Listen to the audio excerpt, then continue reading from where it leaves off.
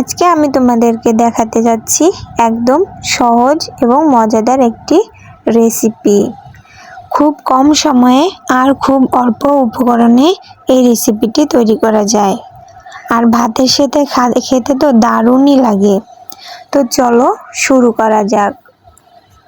আমি প্রথমেই কিছু বরবটি নিয়ে নিয়েছি এবং এটাকে আমি ছোট ছোট করে কেটে নিয়েছি এবং নিয়ে নিয়েছি দুইটা আলু এবং এটাকে আমি পাতলা করে কেটে নিয়েছি। তো আমার সব উপকরণই এখানে আমি তোমাদেরকে দেখিয়ে দিচ্ছি।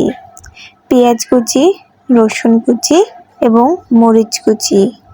এটাকে আমি একটা কড়াইতে তেল গরম করে দিয়ে দিব এবং যখন আমার মরিচ পেস্ট ভাজাটা প্রায় সোনালি রঙের হয়ে যাবে তখন আমি এর ভিতরে দিয়ে দিব পরিমাণ মতো নুন এবং হলুদের গুঁড়া।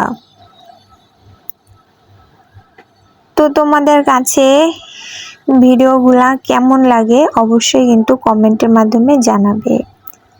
এবার আমি দিয়ে দিব বরবটি আর আলুগুলা দিয়ে মরিচের সঙ্গে সুন্দর করে আমি নেড়ে চেড়ে নিব 5 মিনিটের মতো এবং খুবই অল্প জালে এটাকে রেখে ঢাকনা দিয়ে ঢেকে দিব। তো এই সময়ে আমি খুবই অল্প জাল দিয়েছি, কারণ বেশি জালে নিচে লেগে যেতে পারে। তো দেখুন আমি পরে ঢাকনাটা তুলে আবারও 15 থেকে 20 মিনিটের মতো একইভাবে নেড়ে চেড়ে নিব।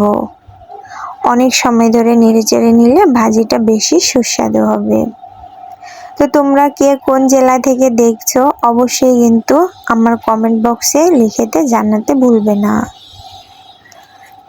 এর পরবর্তী ভিডিওতে তোমরা কোন রান্না দেখতে চাও অবশ্যই কমেন্টের মাধ্যমে জানাও।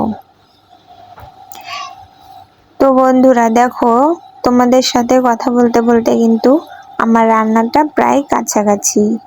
দেখা হবে আবারও নতুন কোনো একটা ভিডিও নিয়ে রুহি কিচেনে তোমাদের সঙ্গে। ততক্ষণে ভালো থাকো, সুস্থ থাকো এবং আমার চ্যানেলটা সাবস্ক্রাইব করে আমার পাশে থেকো। আল্লাহ হাফেজ।